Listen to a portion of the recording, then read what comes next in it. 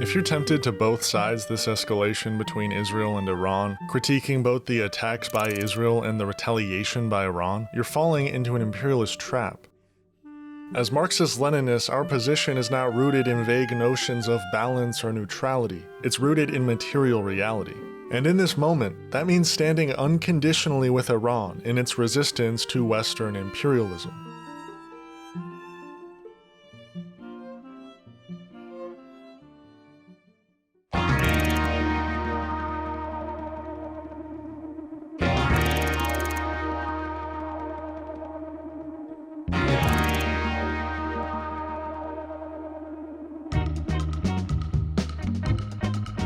On Friday, June 13th, Israel launched Operation Rising Lion, a covert campaign of assassinations targeting Iranian nuclear scientists in their homes, surrounded by their families. These were not military targets like they're claiming. Israel says that they struck Iran's nuclear program and other military targets, and we have now confirmed that top military leaders and nuclear scientists were targeted in these opening strikes. Prime Minister Benjamin Netanyahu himself, while defending this strike that Israel took, says this operation will continue for, quote, many days. This is all being justified by Israeli intelligence that claims to show Iran nearing the development of a nuclear weapon. This is the exact justification that led to the direct and indirect deaths of 3 million people during the Iraq War. What intelligence do you have that Iran is building a nuclear weapon? Your intelligence community has said they have no evidence that they are at this point. Well, then my intelligence community is wrong.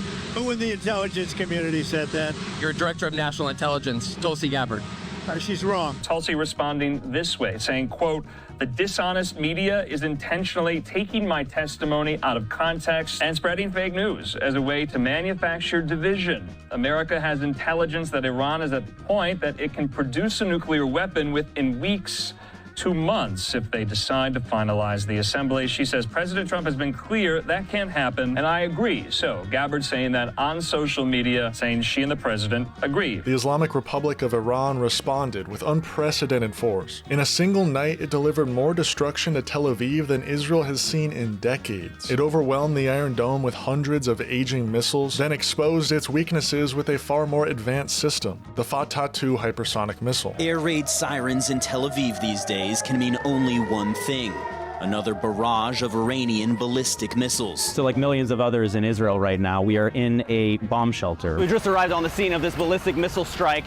The scale of the damage is stark. A single missile has shaved off the side of this building, partially crushed another, wrecking cars and shattering windows for blocks. Now, in the days and weeks ahead, we're going to see an intensification of anti-Iranian propaganda. And not just from legacy media outlets, but also from influencers, commentators, and online personalities who echo imperial talking points willingly. But as Marxist-Leninists, we understand this conflict not in moralistic terms, but in material ones. We must stand with Iran and give our unconditional support in this fight. And here's why.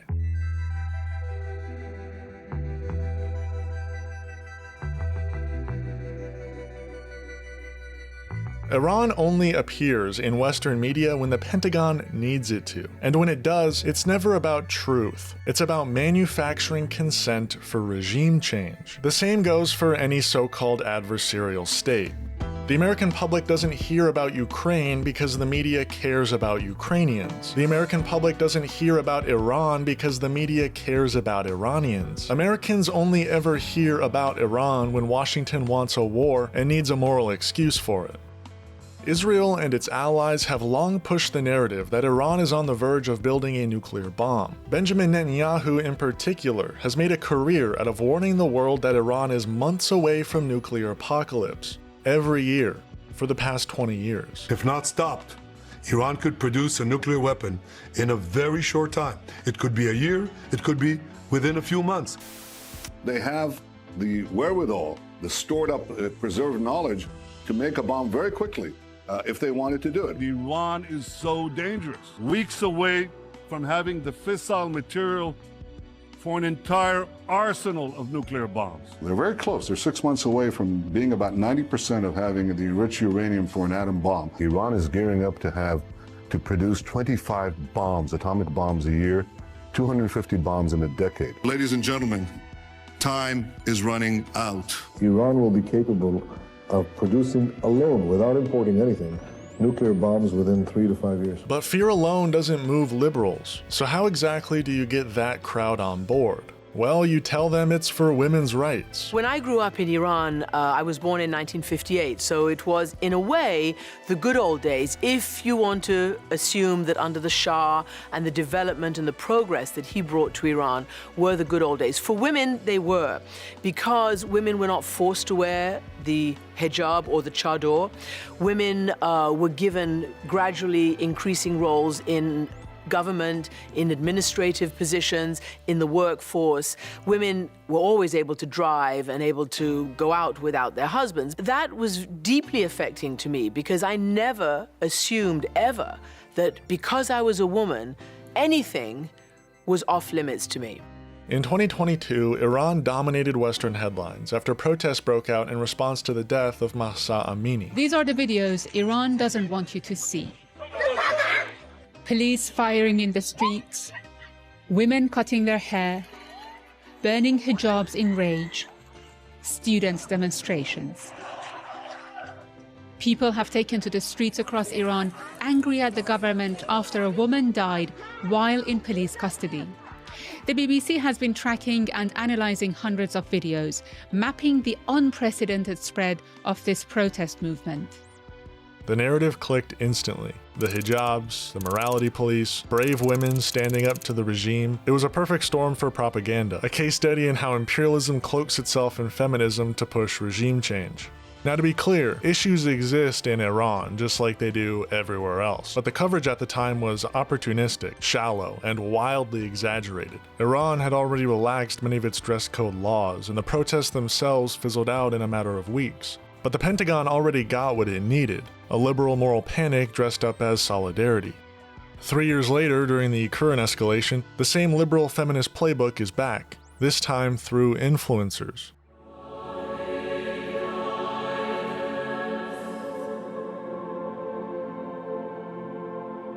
Former IDF terrorist Ela Klein posted on her Instagram story this image of a female pilot who participated on the attack on Iran. And to remind you, these are the same pilots that did this to Gaza. The caption read, "Israeli women are heroes. This is the feminist war machine in action." She later had to apologize, which was really just a justification, explaining how she said it for feminist reasons. She said, quote, "I would like to apologize for my recent story reshare about the female Israeli pilot being a hero. It came off as glorifying violence, which wasn't at all my intention, but I understand that's how it came off. I wanted to highlight the differences between women's lack of rights in Iran under the Ayatollah and women in Israel being given agency to even fight in combat. That being said, it's not the best timing or situation to make such a point. War is terrible and should never be glorified, and I'm very sorry for the post. Yes, feminism is when women get to drop bombs on civilians. Female empowerment is when you level apartment buildings from 20,000 feet. Ela Klein is the literal embodiment of this meme. Now, Ela posted this to her story on June 14th, just after Iran had begun their first wave of retaliatory fire. This wave of Iranian missiles conveniently took place during that day's H3 podcast episode, and boy did Ethanit Kleinzing have a lot to say. They're sending ballistic missiles and they're hitting. Well, pull it up, guys. The thing is that the IDF asked not to share footage because they don't want Iran to see where exactly things are hitting. So there isn't a lot of like. Well, I don't want to see the footage impact. I just want to see what's happening like on the skies. Well, yeah. I want to say that whatever you think about Israel, Iran is bad or worse. They are the fucking evil. They are the evil. They are the reason for all this bullshit. Mm-hmm. Like Hamas, Hezbollah, Houthis. They're all attacking under the direction of Iran. They are all being these jihadists, Islamists, like mega, like these ultra, I don't even know how to say it, militant, super religious zealots, right? This is all coming from Iran under their direction. You know who hates the Iranian government the most? Iranians. The people. Every Iranian you ask is like, them, I can't wait for them to be gone. Israelis and Iranians actually have like a really good connection. They dude, always cheering for each other because I mean, a lot of Jewish Persians are in Israel from Iran. Yeah. And so it's a very, there's a strong bond between the people. Mm-hmm. Some of my best friends are in Israel are Persian. I see a lot of activists supporting Israel who are Iran, or supporting Israel in this conflict against Iran specifically. Mhm. Oh, the Ayatollah is evil. Everybody hates the Ayatollah. Right. These guys, you know what I mean? And so far, it does seem like the strikes that Israel's done in Iran, from what I can tell, have been very targeted. Very strategic. It seems they've been playing it for a long time. So there's not, as far as I've heard, any, or at least not massive civilian casualties in Iran. I heard of civilian casualties. I mean, nothing obviously compared to Gaza, but it was definitely more targeted. Where did you hear that? Because I haven't seen that. Wall Street Journal. Let me see. I believe it was Wall Street Journal. Let me see. Can you pass that? It is definitely seems to be targeted, but hopefully there's no civilian deaths. If there are, that's horrible. Fuck the Ayatollah. They're terrible. They're like the worst. They're the problem with every fucking thing. And that it's funny. I feel like everyone blames a lot on Israel. And listen, Israel is a shit stir, and they're fucking mass murdering people in Gaza. Mhm. But Iran is like is this driving force behind Hamas. Right now, Iran is looking extremely vulnerable and defenseless, frankly. And I think the Ayatollah is evil. You know what I mean? So getting rid of them would not be a bad thing at all. I don't know about you, but this might be the most overtly pro-Israel thing Ethan's ever said. And that's saying a lot. He's not just echoing propaganda, he's doing the bidding of the Israeli government on a topic that barely registers with the average American. He clearly only watches Israeli state TV at home. Hila basically confirms it every other episode. I'm seeing in the Hebrew news that they're saying that the New York Times is predicting Trump to win. Well, that's Pennsylvania, Nevada, North Carolina, Georgia, Arizona, and Harris will win Wisconsin and Michigan. Why are you getting the news from you're getting the breaking news from Israeli media? I just sent you what Hila sent. I do see it on Israeli news, yeah. Well, it's starting to look like Ethan and Hila might be working directly with the Trump administration, because 9 days after that episode aired, Donald Trump ordered the bombing of 3 Iranian nuclear sites, completely unauthorized by Congress, and an incredibly reckless move that could explode this conflict far beyond what we've seen so far.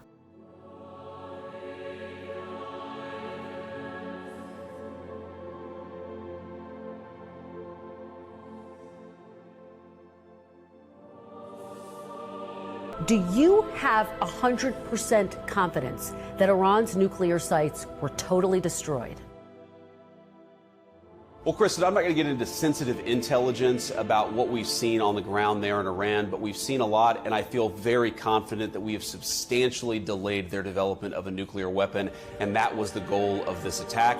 That's why it was a success. And of course, what happens next, again, Kristen, is up to the Iranians. This isn't even a popular position in the United States. 2/3 of Democrats oppose war with Iran. Even 53% of Trump supporters don't want it. President Trump's approach to the conflict between Israel and Iran has divided his supporters. Many on the far right do not want the United States to get involved in this conflict, while others who are more right of center believe that the U.S. must do everything they can to stop Iran from getting a nuclear weapon.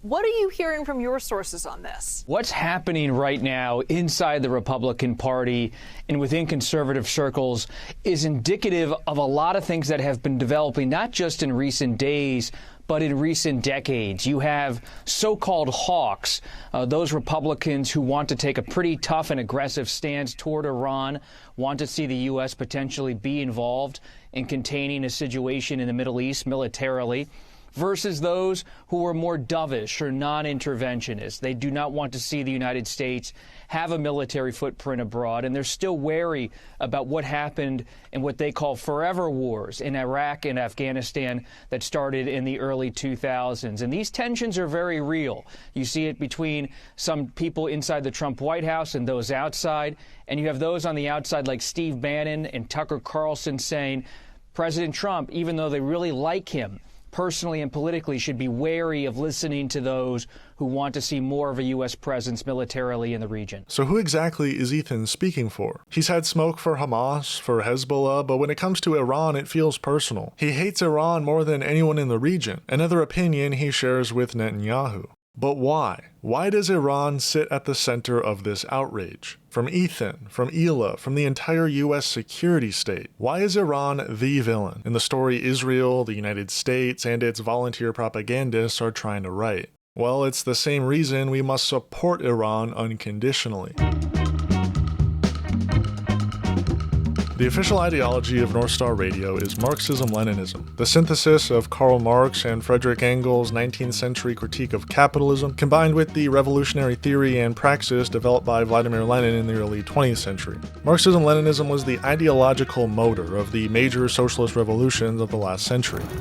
Nos hemos declarado dentro del grupo de países no alineados, a pesar de ser marxistas-leninistas, porque los no alineados como nosotros luchan contra el imperialismo. Queremos paz. Iran is not a Marxist-Leninist country, it's a theocracy governed by the teachings of Islam. It even has plenty of internal contradictions, no doubt. But here's the thing, so does every anti-imperialist movement in history. As Marxist-Leninists, we don't make alliances based on vibes or moral purity, like we would as liberals. Our alliances are based on analysis of material conditions and the principal contradiction of the moment. Today, that contradiction is imperialism. Iran has been in the crosshairs of US imperialism since 1953, when the CIA overthrew their democratically elected Prime Minister, Mohammad Mossadegh, for nationalizing the oil industry. We are not afraid of economic sanctions, for it is better to starve free than to live in servitude. It's actually been an open secret for decades, but for the first time now, the CIA has released documents that show its role in the 1953 coup. That is the coup that toppled Iran's democratically elected Prime Minister, Mohammad Mossadegh, had moved to nationalize oil production in Iran. Well, the U.S. was concerned at the time that that would mean a victory for the Soviets in the Cold War. So shortly after his election, the CIA began to plan his overthrow, teaming up with Britain's MI6. That coup paved the way for the Shah's brutal dictatorship, a Western puppet regime that terrorized the Iranian people for decades with the help of US weapons and Israeli intelligence. The Islamic Revolution in 1979 was a direct response to that imperial domination, and while the outcome wasn't socialist, it was revolutionary and deeply anti-imperialist. The president and the Shah met for about an hour this morning. The president said the Shah's visit was encouraging and had strengthened the strong ties of friendship between the two countries. Despite the temporary imposition of martial law, the Shah's new government appears determined to press ahead with liberal reform. It is from the mosques that opposition to the Shah is being led by puritanical Shiite Muslims. The religious zealots want to return to the Constitution of 1906, which would ensure all legislation conforms with Islamic law. Almost 40,000 refinery workers went on strike today, virtually cutting off Iran's petroleum exports. University students demonstrating in Tehran, shouting death to the Shah, pledge allegiance to the Islamic movement of the Ayatollahs. The number killed in Tehran since the beginning of the month is probably well over 100. But people in this crowd were saying and believing 7,000 had been killed. Emotions over the dead and the rumors of dead are high. Every day here now, the demonstrations and arrests go on. Iran kicked out the Shah, shut down the US embassy, and built a state that to this day refuses to bow to Western capital. Iran has since built an independent banking system, shielding itself from the chokehold of Western finance, the very engine of imperialism. And once again, they've nationalized their oil industry, walking the same path Mossadegh was overthrown for. Iran has been sanctioned, isolated, and attacked, not because it violates human rights, but because it refuses to fall in line. Iran supports Palestine, it supports the resistance in Lebanon, it supports the Houthis in Yemen, it challenges the US and Israel's domination of the Middle East. That's why the empire hates Iran, and that's why we stand with them in their fight against imperialism unconditionally.